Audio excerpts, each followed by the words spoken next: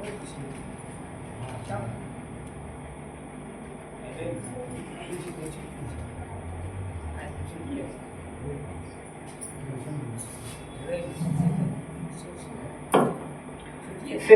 सद्गुरु महाराज की जय। श्री सद्गुरु महाराज की जय। श्री सद्गुरु महाराज की जय। श्री सद्गुरुवे नमः। सद्गुरु महर्षि मणि परमहंस महाराज संक्षिप्त जीवन चरित्र। महर्षि मणि परमहंस महाराज ऋषियों और संतों की दीर्घकालीन अविच्छिन्न परंपरा की एक अद्भुत आधुनिकतम कड़ी के रूप में परिगणित है।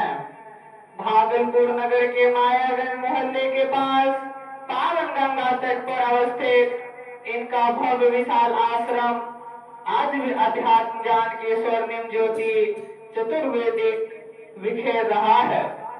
इनका अवतरण विक्रमी संवत 1942 के वैशाख शुक्ल पक्ष की चतुर्दशी तिथि तदनुसार 28 अप्रैल 1885 ईस्वी मंगलवार को बिहार राज्य अंतर्गत पूर्व सहरसा जिले अब मधेपुरा जिले के उदा किशुनगंज थाने के खोपसी श्याम मझुआ नामक ग्राम में अपने नाना के यहाँ हुआ था।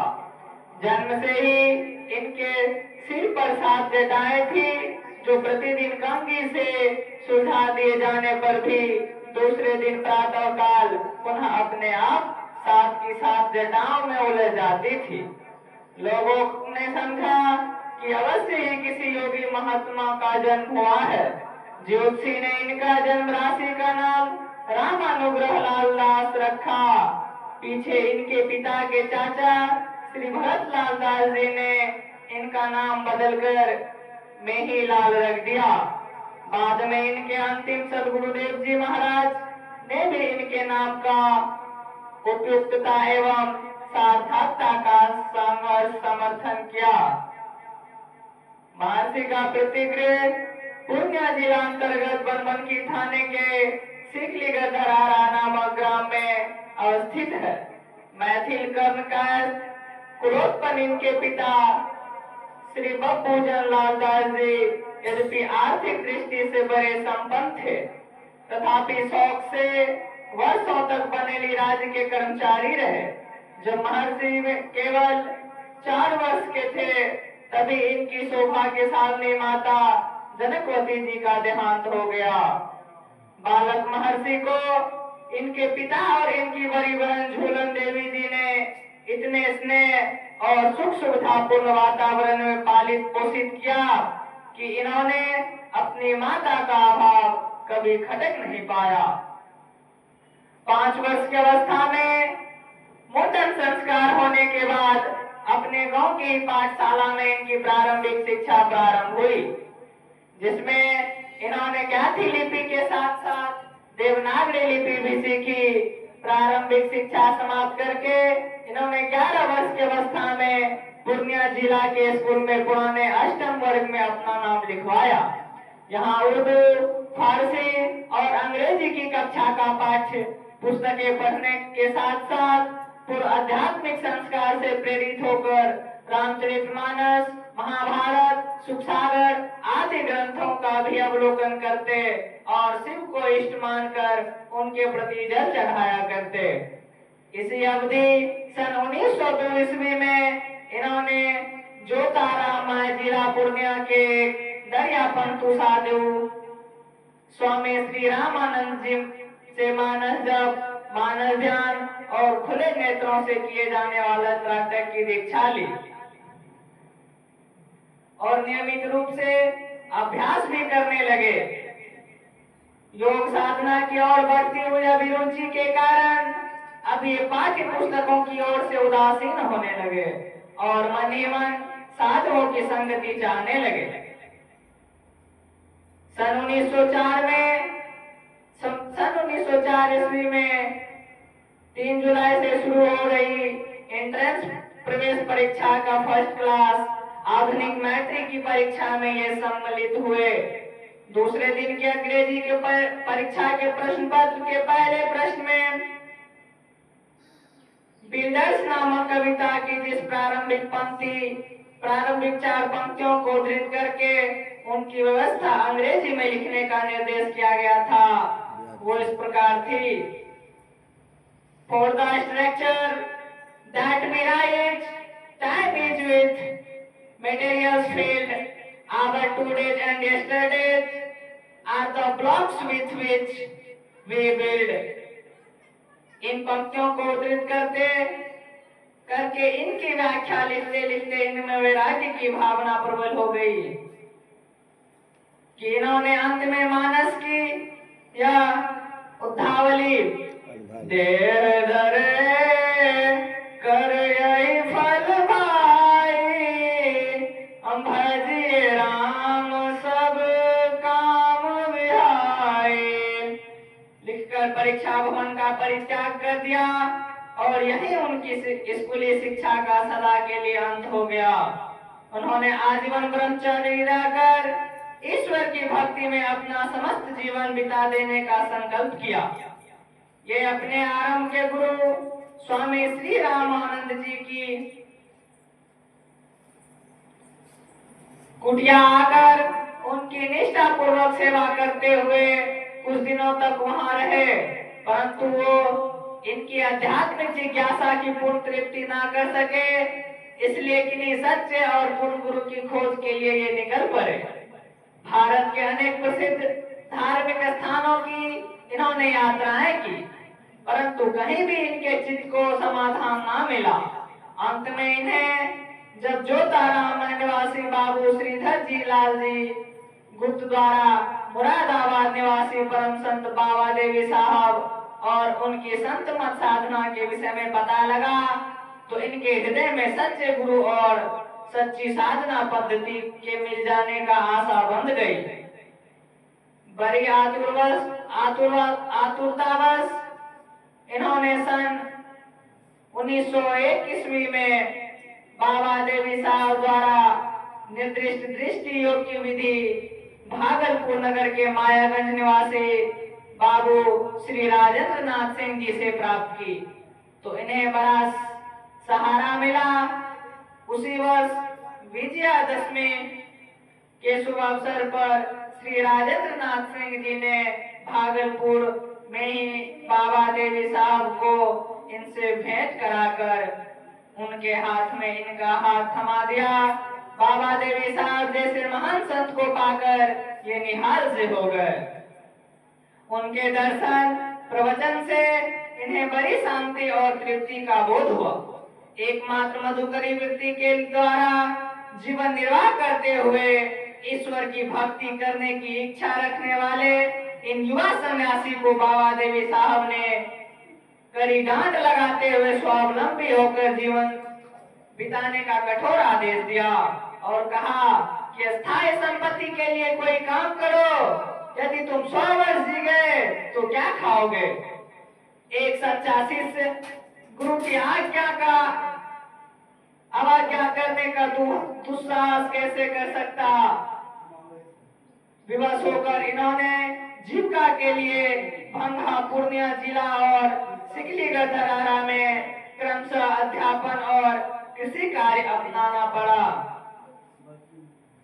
सन 1912 ईस्वी में बाबा देवी साहब ने स्वेच्छा से इन्हें सतयोग की विधि बतलाते हुए कहा कि अभी तुम 10 वर्षों तक केवल दृष्टि योग का ही अभ्यास करते रहना। दृष्टि योग में पूर्ण हो जाने पर ही सतयोग का अभ्यास करना। सतयोग की विधि अभी मैंने तुम्हें इसलिए बता दी कि यह तुम्हारी जानकारी में रहे। बीच बीच में इन्हें बाबा देवी साहब की सेवा करने और उनके साथ भारत के अनेक स्थानों में भ्रमण करने का भी मौका रहा। सन 1918 ईस्वी में सिकलीगढ़ धरारा में इन्होंने जमीन के नीचे एक ध्यान कूप बनाया और उसमें लगातार 3 महीने तक एकांत रहकर तपस्या पूर्ण साधना की, जिसमें इनका शरीर अत्यंत क्षीण हो गया। सन 1919 ईस्वी की 19 जनवरी को बाबा देवी साहब की पत्नी परिनिर्मित हो जाने के बाद इनके मन में इसी जन्म में मोक्ष प्राप्त कर लेने का बारंबार प्रबल संवेग उठता रहा। सन 1983 से 84 ईस्वी में इन्होंने पूर्ण तत्परता के साथ 18 महीने तक भागलपुर के कुप्पा घाट की गुफा में शब्दयोग की अत्यंत गंभीर साधना की। फलस्वरूप ये आत्म साक्षात्कार करने में सफल हो गए। अब इनका ध्यान संत मत के प्रचार प्रसार और विशेष रूप से गया। इन्होंने सत्संग की एक विशेष नियमावली तैयार की। फिर क्या था, जिला स्तर पर 2 दिनों के लिए और अखिल भारतीय स्तर पर 3 दिनों के लिए जगह जगह वार्षिक सत्संग अधिवेशन होने लगे। इनके अतिरिक्त लोगों द्वारा प्रतिदिन नियत समय पर व्यक्तिगत और जब तक सामूहिक सत्संग ध्यानाभ्यास भी किया जाने लगा, लोग इनके विचारों से प्रभावित होते गए। इस तरह क्या बाल, क्या युवा, क्या वृद्ध, सभी तरह के लाखों स्त्री पुरुषों ने इनके मधुर, स्नेहशील और उपकारी व्यक्तित्व से प्रभावित होकर इनके साथ कदम से कदम मिलाकर अध्यात्म पथ पर चलना स्वीकार किया। आज भारत के विभिन्न राज्यों और नेपाल, जापान, रूस, अमेरिका, स्विट्जरलैंड आदि देशों में फैले हुए इनके शिष्यों की संख्या पर्याप्त है। 500 से अधिक सत्संगी आश्रम देश विदेश में स्थापित हो चुके हैं, जिनकी संचालना प्राय भारत सरकार से निबंधित संस्था अखिल भारतीय संत मत सत्संग महासभा करती है। 1960 ईस्वी में स्थापित महर्षि में ही आश्रम कुप्पा घाट भागलपुर से प्रकाशित होने वाली शांति संदेश मासिक पत्रिका के द्वारा लगभग 46 वर्षों से महर्षि में इस संदेशों को घर घर पहुंचाने का प्रयास किया जा रहा है। महर्षि में की 14 रचनाओं में इनके द्वारा संपादित और लिखित सत्संग योग चारों भागों का सर्वाधिक महत्वपूर्ण स्थान है। इसमें ऋषियों और संतों, भगवंत, महात्मा और आध्यात्मिक विद्वानों के वचनों का संकलन करके अध्यात्म ज्ञान का सार समावेश कर दिया गया है। इस अद्भुत ग्रंथ के अंतिम भाग में सूत्र रूप में लिखे गए महर्षि के जिन उच्चतम दार्शनिक विचारों का संकलन है, उन्हें पढ़ें और समझें।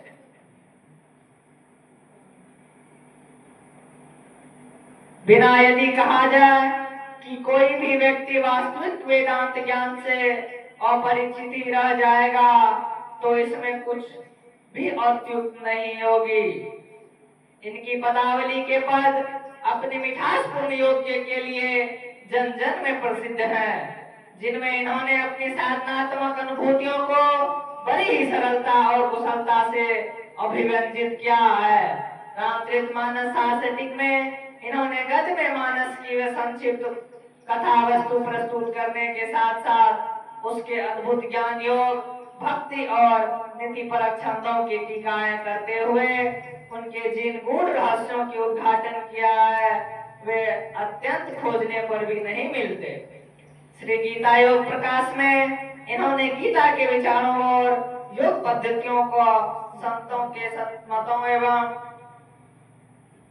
साधनाओं से मेल दिखाते हुए उनसे संबंधित उन भ्रांतियों का निवारण कर दिया है, जो बड़े बड़े मनुष्यों से भी मस्तिष्क में घर किए हुए थी। गीता के सही ज्ञान तात्पर्य को सरलता पूर्वक समझने की इच्छा रखने वाले प्रत्येक अध्यात्म प्रेमी के लिए यह पुस्तक पाठनीय है। वेद दर्शन योग में इन्होंने वेद मतों और संत मतों का समय दिखाकर वर्षों से मानी जा रही वेद मत और संत मत के बीच की खाई को पाट दिया है। संतवानी सटीक में संतवानियों के गंभीर अर्थ को जो सूक्ष्म और सही पकड़ देखने में आती है, वह किसी मननशील विद्वान के द्वारा नहीं, बल्कि महर्षि के जैसे कि आत्मानुभव प्राप्त महापुरुष से संभव है। संत मत अपनी मूल वित्तीय उपनिषद के वाक्यों को स्वीकार करता हुआ संतों के मौलिक विचारों में एकता के सम्यक दर्शन करता है। पहले पहले हाथरस के संत तुलसी साहब के संगीत पंथाई भाव से ऊपर उठकर संत मत के प्रचार प्रसार का बीज भारत की भूमि पे वर्णित किया। उससे आशीर्वाद प्राप्त किए हुए बाबा देवी साहब ने उस बीज को अंकुरित करके एक स्वस्थ पौधे के रूप दिया और महर्षि ने तो उसे एक विशालतार वृक्ष के ही रूप में वर्णित कर दिया। महर्षि अत्यंत सरल भाषा में प्रवचन करते हुए अपनी बातों को संतुष्ट करने के लिए बीच बीच में वेद उपनिषद गीता रामायण संतवाणी और धम्मपद के भी उद्धरण प्रस्तुति करते जाते थे। ये किसी भी देश के उत्थान के लिए आध्यात्मिकता को सर्वोपरि स्थान देते थे। इनका कहना था कि आध्यात्मिकता को अपनाएं, बिना ग्रंथ सदाचारिता सामाजिक नीति और राजनीति कभी भी ऊंचे और उत्तम नहीं हो सकती। फिर बुरी राजनीति शासन संभालने में कैसे समर्थ हो सकती है। महर्षि का जन सामान्य के लिए दिए उपदेश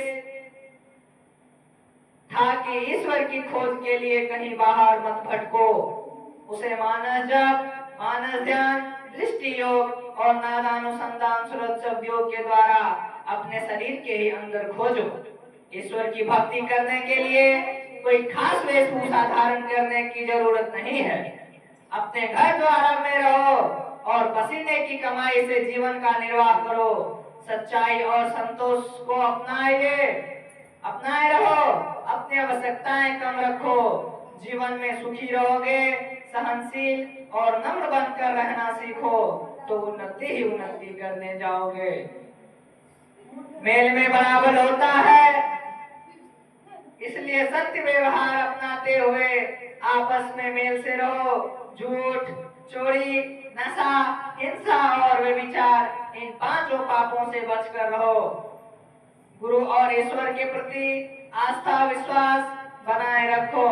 नित्य नियमित रूप से सत्संग ध्यान अभ्यास करते रहो। कभी न कभी आवागमन के चक्र से मुक्त हो जाओगे। इस संसार रूपी रंगमंच पर आकर प्रत्येक प्राणी अपनी अपनी भूमिका अदा करके चल देता है। ईसा की 20वीं शताब्दी के 3/4 से कुछ अधिक काल तक अपने ज्ञान लोक से समस्त जगत को अवलोकित करते हुए अध्यात्म गगन का ये महान सूर्य 8 जून 1986 ईस्वी रविवार को अपने जीवन के 101वें वर्ष पूरे करके हमारी आंखों में से ओझल हो गए। लेकिन उनका यह आश्वासन भी याद है कि मैं एकदम मोक्ष नहीं चाहता। तुम लोगों को के उद्धार के लिए मैं पुनः आऊंगा। श्री सद्गुरु महाराज की जय।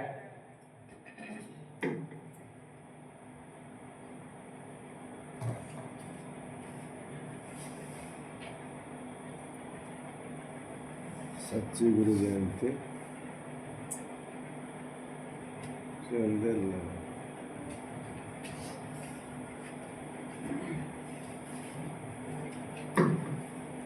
श्री सद्गुरु महाराज की जय। महर्षि में ही अनुभव प्रकाश। सच्ची गुरु जयंती। बंदों गुरु पद कांज कृपा सिंध नर रूप हरे महामोहतम पुंज जासु वचन रवि कर निकर। प्यारे लोगों, जिस मनुष्यों को धर्म का ज्ञान होता है और उस धर्म के अनुकूल चलता है वह उत्तम पुरुष कहलाता है। वह संसार में सुखी रहता है, पूज्य हो जाता है, शरीर छोड़ने पर ऊंचे स्वर्ग में जाता है, धर्म में पूरा होता है तो मुक्ति प्राप्त करता है। धर्म उस कर्म को कहते हैं जो पवित्रता और ऊंचाई को पहुंचाता है। धर्म में दो तरफ है, एक तरफ है सदाचार और दूसरी तरफ है ईश्वर उपासना। सदाचार ठीक है और ईश्वर उपासना ठीक है तो पूर्ण धर्म है। झूठ नहीं बोलना, चोरी नहीं करनी, व्यभिचार नहीं करना, नशाओं का सेवन नहीं करना तथा पांचवी बात है कि हिंसा नहीं करनी, अर्थात जीवों को दुख नहीं देना। और इस सिलसिले में मछली और मांस नहीं खाओ, क्योंकि मछली और मांस खाना बिना हिंसा से नहीं हो सकता। अपने से नहीं मारे, लेकिन वह किसी न किसी तरह किसी से हिंसा करवाता है। मनुस्मृति में 8 घातकों का वर्णन है।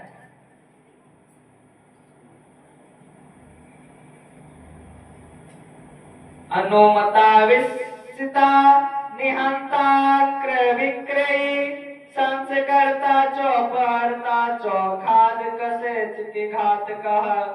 अर्थात वध की आज्ञा प्रदान करने वाला, शस्त्र से मांस काटने वाला, मारने वाला, बेचने वाला, खरीदने वाला, मांस को पकड़ने वाला, परोसने के लिए लाने वाला, खाने वाला, ये 8 घातक हिंसा करने वाले कहलाते हैं।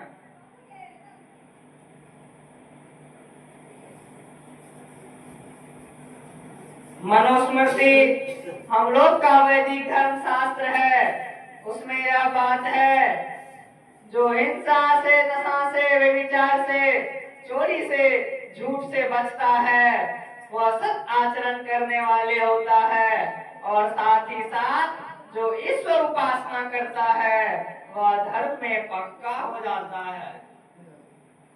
ईश्वर भजन पूर्ण होगा, ईश्वर को पावेगा, मुक्ति प्राप्त करेगा।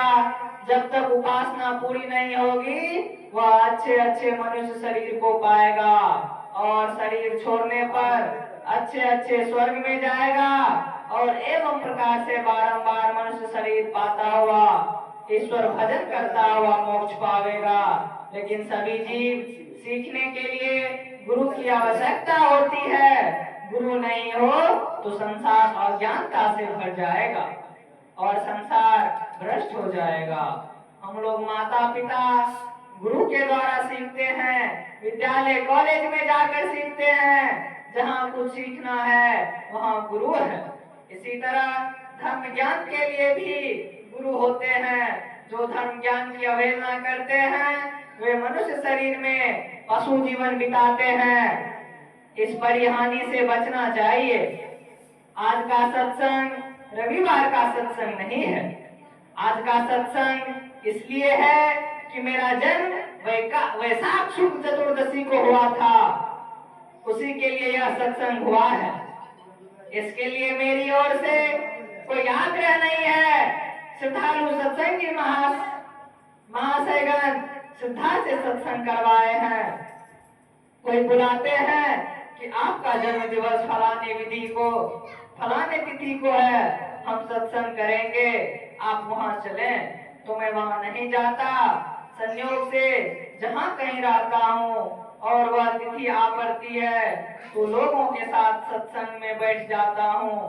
मुझे अपने गुरु महाराज की जन्म तिथि मालूम नहीं, इसलिए हम लोग उनकी स्मृति तिथि नहीं मनाते हैं। लेकिन उनका शरीर छोड़ना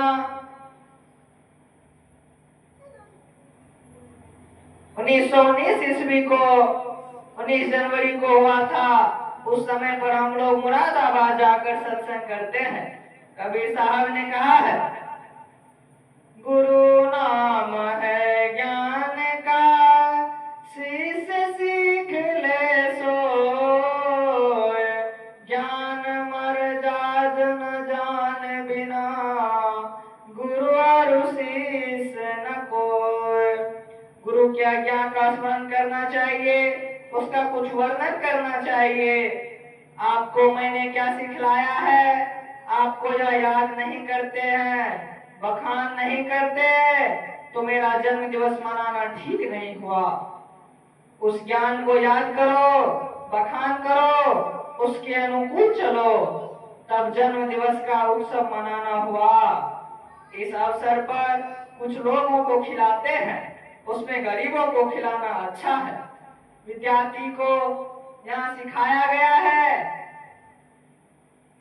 यह भी अच्छा हुआ। ऐसा नहीं दौलत के झूठे नशे में हो चूर, गरीबों की दुनिया से रहते हो दूर। ख्याल रखो कि गरीबों की दुनिया से दूर नहीं रहो, दौलत के नशे में चूर मत हो। धन रहने को नहीं है। अंग्रेज चला गया, जमींदार की जमींदारी चली गई। वे जो हुकूमत करते थे वह हुकूमत भी चली गई और वे चुप बैठे हैं। राजा महाराजा की पदवी चली गई, केवल विद्या की पदवी डॉक्टरेट रह गई है। अच्छे कर्मों के साथ गुरु के ज्ञान का ख्याल किया, बखान किया, ठीक यादगारी है। गुरु गोरे थे, काले थे, नाटे थे, यह बखान कुछ बखान नहीं है। गुरु का ज्ञान बड़ा है, उनके ज्ञान की यादगारी कीजिए, बखान कीजिए, उसके अनुकूल चलिए, तब जन्म दिवस की यादगारी होगी। नहीं तो केवल बाहर दिखावा मात्र होगा। यह प्रवचन 16/5/1962 ईस्वी को बिहार राज्य अंतर्गत पूर्णिया जिला के कनखुदिया ग्राम श्री संत मत सत्संग मंदिर में हुआ था।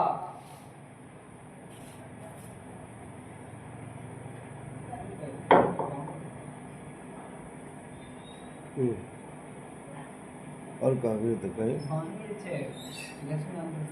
कह दे इनका दे ना गाय देते